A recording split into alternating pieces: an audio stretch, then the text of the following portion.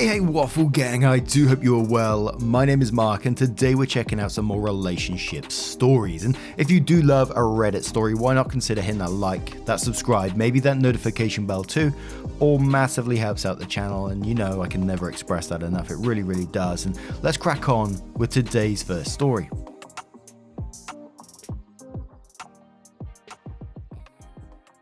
Now, today's first story comes from Throwaway, oh my god, I can't, who says, I think I'm dating the man that got me pregnant on a one-night stand.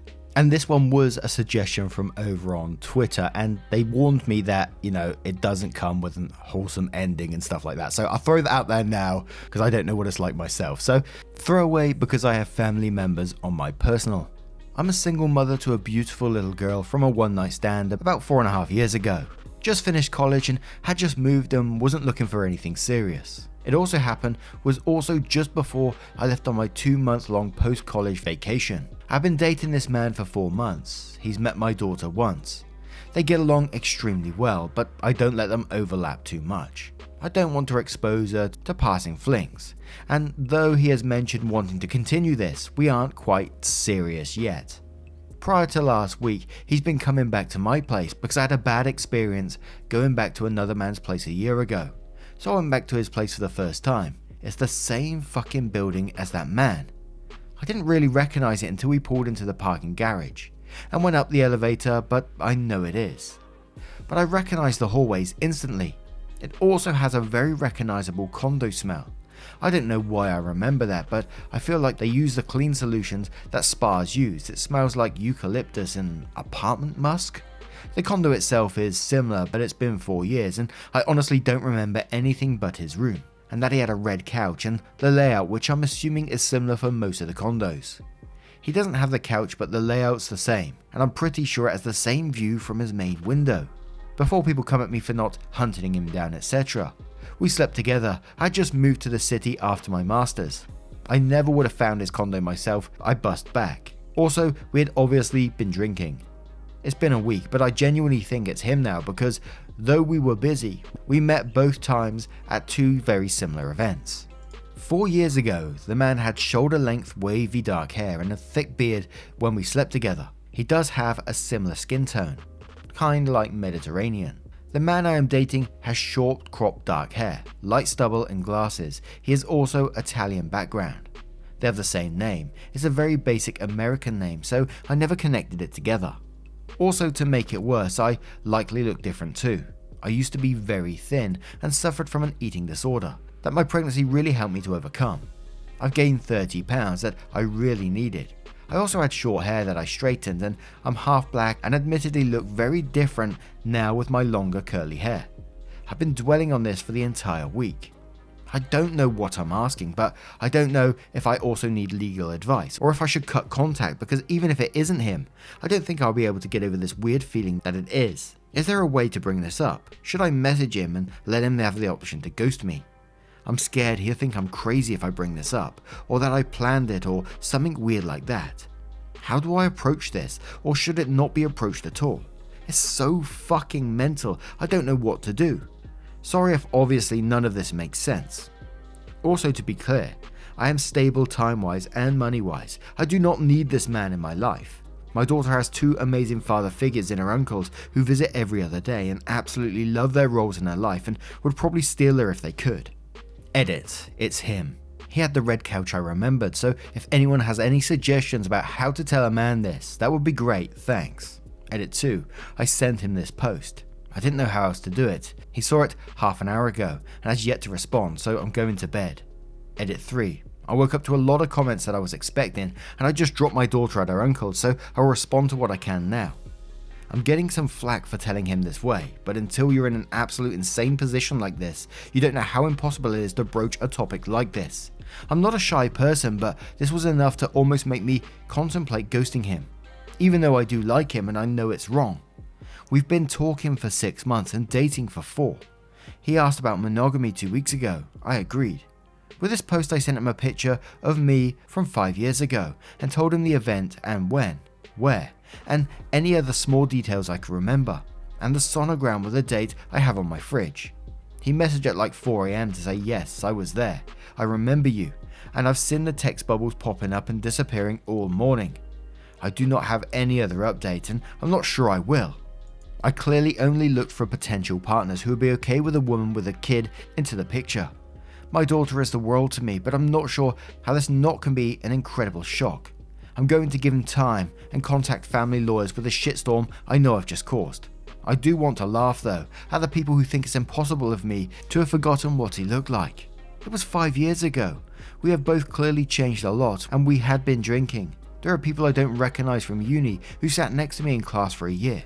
And although Opie has already confirmed, it's him, and I guess there's some contact going on right now by sending him the Reddit post, which I'm not sure was the right thing to do, but hey, we're going to find out in the comments what some other people say. So Madame Kitsune says, talk to him. I'm getting the weirdest feeling that we've met each other years ago. Did you used to have a thick beard and shoulder length hair? If the answer is no, then he's not the same guy. Brush it off to him as an odd coincidence and move on. If the answer is yes, then probe further. And how long have you lived in your apartment? Under 5 or 6 years, not the guy. Over 5 or 6 years, probe further by asking him if he had a red couch back then. If the answer is yes, and then you need to ask him if he remembers a girl who looked like you back then, and take it from there. If either of you can get out old photos of yourself, then that would be even better. I know it seems like a long-winded way to do it, but it would be a good idea to be more certain about your suspicions before dropping a maybe baby daddy bombshell on him, because life is full of weird coincidences that don't actually mean anything in the end, and memories can play tricks on us. Blue Trauma says you messaged and asked about the couch. Did he ask why you asked? Basically, the only way your story will be believable to him is if you tell him now. If you wait, it will seem like you re-met him as a trap. Text something like, oh my god, I think we slept together before about 5 years ago. Then describe yourself then. Carry the combo on and let him know that you got pregnant from that encounter. You'll understand if he ghosts and doesn't want to date anymore. Just tell the truth. Here for a good time says, I read your edits and I think sending in this post was likely a mistake. This is the kind of conversation you have in person. This is life-altering, jarring and scary. I know what's done is done, but in the future, conversations like this need to be done very carefully and face to face. Gabby says, I think it was a stupid idea just to send him the post. I think it was a stupid idea to just send him this post. This is a conversation you have to have in person, but hopefully everything works out for you and him. And so the update says, sorry, new phone, so forgive the formatting. I doubt this will be the update everyone was hoping for, but he bounced, to put it politely. Won't answer my calls or messages, though I don't think he actually blocked me. We talked the first few days, exchanged pictures, etc. It's definitely him. He knows it is. Then about a week and a bit ago, nothing. I guess I could go by his place, but I don't particularly care to, and I doubt he'd appreciate it. If this is his choice, he can stick with it. I didn't get a choice when this happened, even though it's the happiest accident of my life, but I didn't have the option either. I own a business and have been debating the opportunity to move to invest in a small estate in Europe for a few years, and I've been putting off the decision. He was aware of this while we were dating. My daughter's uncles are even planning on moving with us for the opportunity since they both have dual citizens like us. I'm sorry if this is a disappointment for lots of you. I do wish him the best, but I think big, insane moments like this are eye-opening. I also think my daughter would benefit from experience in Europe. If he gets back in contact, I would be willing to pay for his flights and housing, etc. for him to get to know her. But I don't think that will be the case. Hope you're all well and that this didn't add too much of a downer to your days, but I got a lot of requests to update. And there was a lot of comments talking about how quickly, Opie's looking to move to Europe potentially, like only 2 weeks after he found out. And there was one comment from Quill who said, this was only 2 weeks ago. It takes me longer to text back sometimes, and that's to people I don't have a surprise baby with. I really want him to just still be in shock, maybe contacting his own lawyer to get a DNA test. Maybe wondering if she knew or feeling weird about the internet getting the memo before him. Maybe trying to find a therapist to check in with. Ugh, I wanted this one to play out differently, and my brain is just not ready to write him off because he didn't instantly become Dad of the Year after this incredibly weird serendipitous event. But now I'm going to turn this one to you guys. What do you guys make of this situation? How do you think you would react in it from both sides here? It's got to be incredibly tough. Let me know your thoughts in the comments below, and let's move on to another story. And our next story comes from background buyer 4059, who says, am I the arsehole for not wanting to buy a 20k engagement ring? Girlfriend and I have been dating for nearly 2 years. Recently we have started talking about marriage and engagement rings. She asked me what my budget was. I said 5k. She countered with 25k. I thought we compromised on 10k, but a couple of weeks later she comes back with a ring she really wants, which is 20k. Funny enough, the exact same ring with a lab diamond of the same quality is just a smidge over 5k.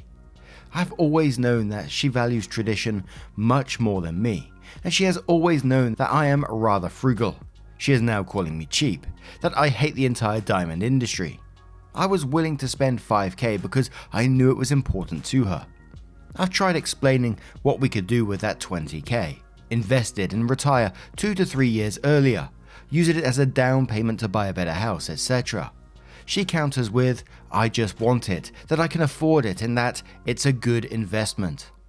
After a few days of this, which we had an animated discussion where I ended up telling her she has no financial literacy, that she just wants an expensive ring because she has a friend who has got one, and that she just wants to show off something as a status symbol. She accused me of not thinking she was worth it, and I accused her of being materialistic and that I was not comfortable merging finances with her. I make more than 200k, 4 times her income, so I can afford it, but the thought of pissing away that much money makes me angry. For what it's worth, in 2 to 3 years we will likely be on equal financial footing. No kids and no plan for kids. Now every time this comes up it devolves into the argument above. Am I the arsehole here? Current plan is to say we can buy a 5k ring with a lab diamond. She can tell people it's real if she wants, no one will know, and that we can buy a better ring in a few years when we have a house and are on equal financial footing. Is this a bad idea? Will I get my face torn off? And we'll start off with Tickl79, who says, not the arsehole. You are in a pickle. I love it when people say that. You are thinking of marrying someone who translates a dollar figure to equal how much you love her. I'll say it again, your girlfriend equates number of dollars to the amount of love. That's not necessarily a bad thing, it's just a reality of your situation.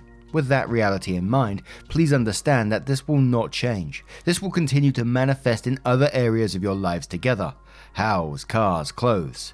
It won't start that way, but it will go that way as surely as the sun will shine. Up to you if you decide that's the life for you. It definitely has its own pros and cons. Best of luck to you in your decision. Edit. There are a few people that are saying that it's more that she wants a ring to show off. I would disagree because OP offered to get the ring in the future. OP offered to get the ring of the same physical properties. Girlfriend framed it as a reflection on her perceived worth. The only way that the girlfriend is satisfied is if there is $20,000 spent now, and that any other solution is equal to stating her value is less. This is not about status, that is having a price for your worth and not willing to discount it. Again, not a bad thing, just a situation that the OP should recognize for what it is. The problem that he will run into is that once you start pricing things like your worth for the ring, you can't really do the same for the car you drive, the place you live, the clothes you wear, heck, even the food you eat. Good luck on an interesting path, OP. Temporary Badger says, not the arsehole, lab diamonds are in no way not real. They are very literally diamonds, just without the bloody and unethical sourcing. So at this point, she really wants you to spend that amount for the sake of it, and you are not so wealthy that 20k is meaningless. I'm not sure why you even want to marry someone this shallow. Complete Insect says, not the arsehole. My fiance makes 80k and I picked out a $200 engagement ring that I loved. Even made him buy that version versus the 1.2k version with bigger stones. There's no reason to waste that much money on a ring. The fact that she cares so much about what it's worth versus finding a style she likes and working within your budget makes me wonder if she just wants the status and not you. Bunny Hop Skip says, engagement rings aren't good investments. They are status symbols. She's calling you cheap because she didn't get what she wanted even after a thorough discussion. Relationships aren't estate sales. You don't barter to win. You compromise the best so you can both win. Not the arsehole. If this is not some one-off thing where she's overriding your mutual decision, pouting and resorting to name-calling. Then I suggest some couples counselling to ensure a good fit and legal counselling to discuss a prenuptial agreement, particularly with your salary differences and not wanting children. Now, what do you guys make of this one? There were some comments also saying, you can't afford it. Some people call an OP cheap. Holy moly, let me know your thoughts in the comments below and let's move on to another story. And our next story comes from Wanted the Truth, who says, am I the arsehole for revealing my sister's truth to a family member that made everyone lose their shit on my parents and her? She, 40 female, has been ignoring me, 21 male, for 5 months since finding out that Grace is not my sister. She's my biological mum, and after finding this out, my whole life's been a fucking mess. My parents pretended to be my parents because from what they told me, it was better that way for everyone since Grace wasn't ready to be a mum. I've been wanting to hear her side ever since, but she decided to block me. My parents have talked to her because Grace wants to drop this and not being this to her husband. They live in another state, so they're not close at all, but she basically didn't want this getting to her husband. I kept asking her to please just sit down with me once to hear her side, but she's been silent ever since. Why I'm asking if I'm the arsehole is because the other weekend, me and my cousin had beers at his house. Me being drunk as fuck, I started crying about everything going on, and he asked me what's wrong, and I told him everything. Shit blew up. Nobody in my family knew about this. He texted his mum the same night. Next morning, I'm waking up to everyone blowing up my phone, even my parents too.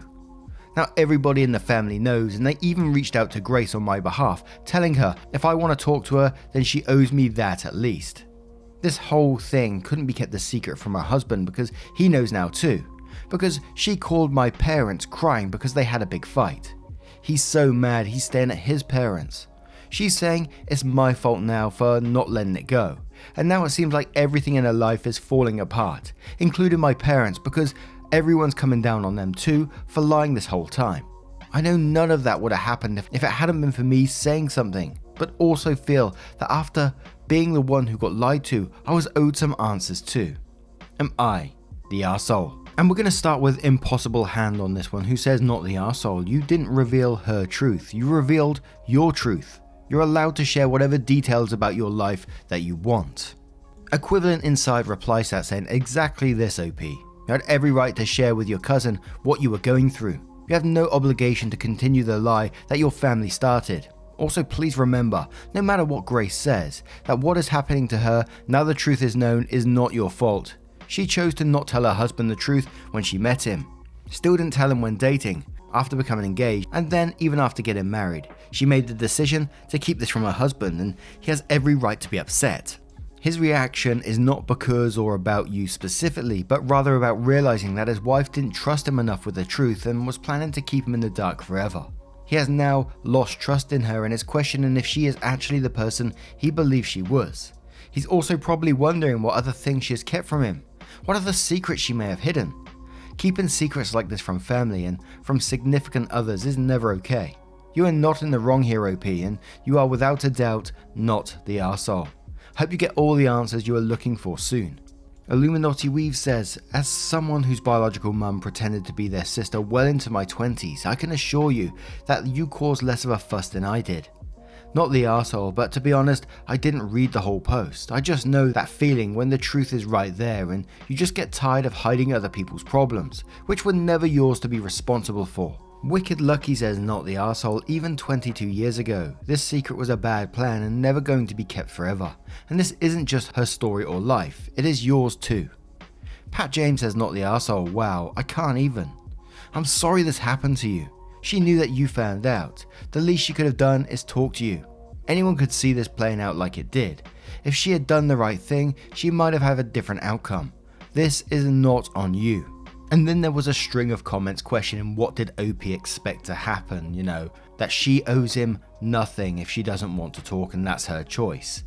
And then one said, exactly, like sure, Grace does not owe OP the truth, even though she had 21 years to prepare for it, but similarly, OP does not owe Grace any extra consideration or protection by hiding his own birth/adoption story from his extended family/the larger world. This is OP's story to tell, and he can tell it to whoever the fuck he chooses, if it makes his life even a little easier for him. If one is fair, the other is too. Grace is, although, an arsehole for blaming OP for talking about his own adoption trauma, and perhaps for actively lying and pretending to be OP's bio sister for 21 years. OP's adoptive parents are the arseholes for lying and hiding the truth as well. Not the arsehole OP. I hope you get some closure, and I wish you all the best in your life. Now, I'm going to turn this one to you guys. What do you guys make of this one? I certainly don't think, OP's the arsehole for, like many of these comments said, for them telling their truth, because it is their story as well. But what do you think about Grace? Does Grace owe him an explanation? Let me know your thoughts in the comments below. And now, as always, a huge thank you for joining me today, getting involved in the stories, your love, support and time, getting involved on Twitter at Narrations. Always lovely to see you over there as well. And I just hope you have a wonderful day ahead of you, or sleep if you're going to bed right now. And I will see you in the next one. Take care, guys. Much love. Wake up, get up, stretch my legs, eat some breakfast, milk and eggs, brush my teeth up, wash my face, throw my clothes on, start my day. Wake up, I can smell the smoke from the bacon. Let's go, see the sun shining from the windows. Okay, I know that today'll be a good day. Okay.